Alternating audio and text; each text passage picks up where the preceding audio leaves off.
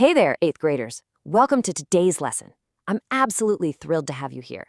Today, we're doing something a little different. We aren't just going to be students, we are literally stepping into the roles of mental movie directors.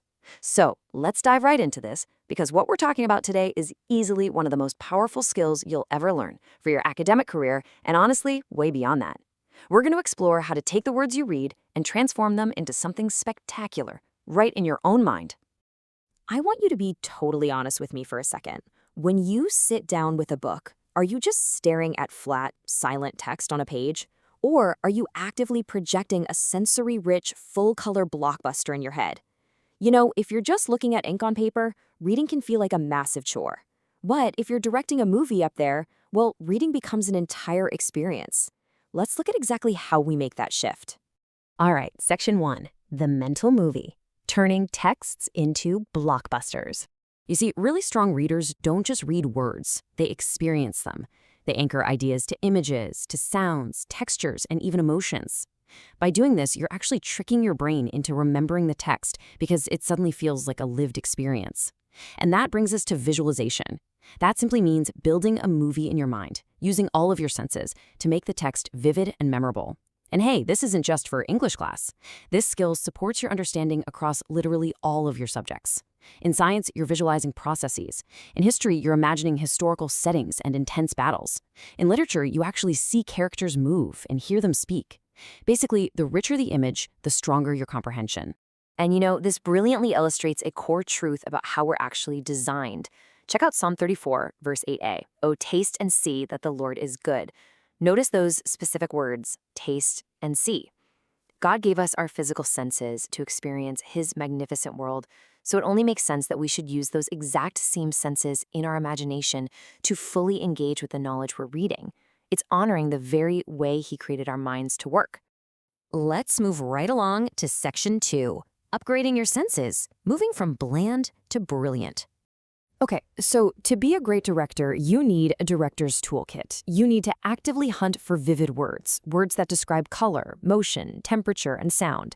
You aren't just letting the words wash over you. You are actively casting them in your production.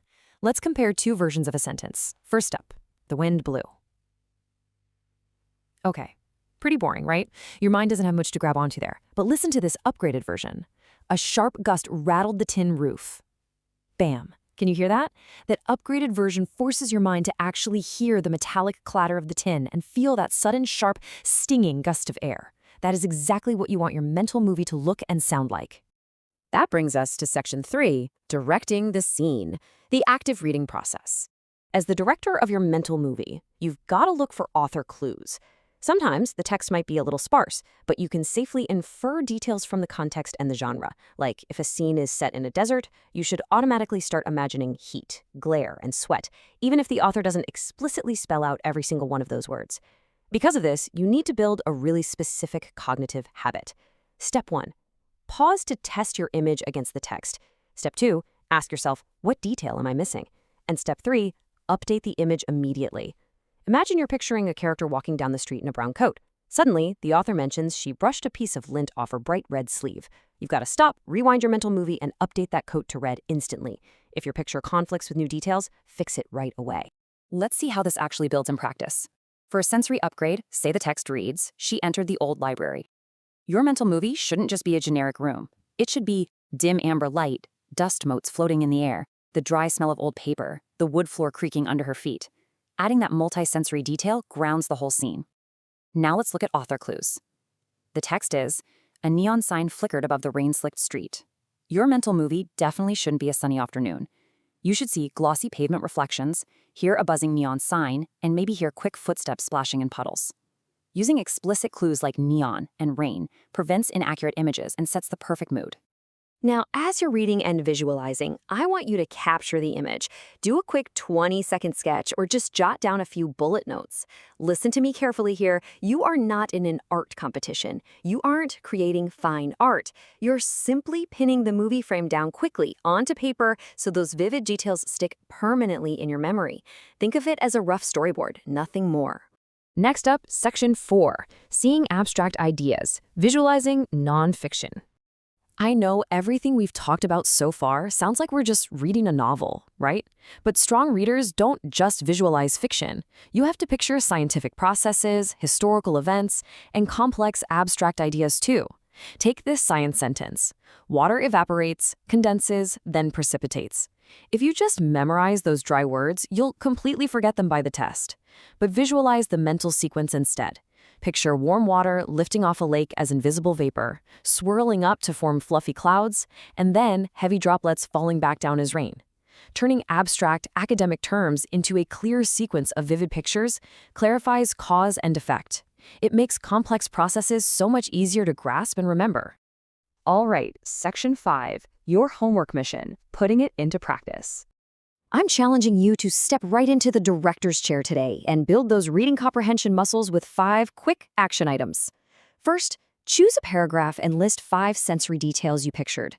Second, draw a quick 20-second scene and label 3 specific text-based cues you used.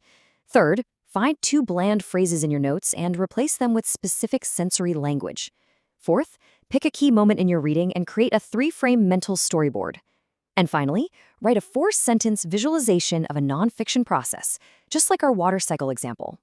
I want you to tackle these assignments with creativity and sharp focus. And finally, Section 6, the godly learner, choosing wisdom over mere intellect. Here at HeroesMart Academy, we purposely intertwine biblical morality with your education for a very specific reason.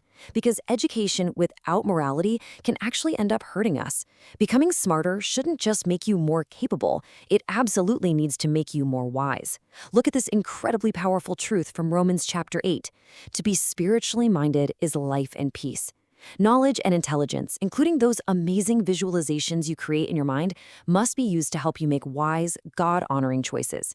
If we only fill our minds with worldly things, we totally miss the point. Keeping our minds centered on spiritual things, on God's truth, is what ultimately brings true life and lasting peace. So, I'm going to leave you with this final question to think about.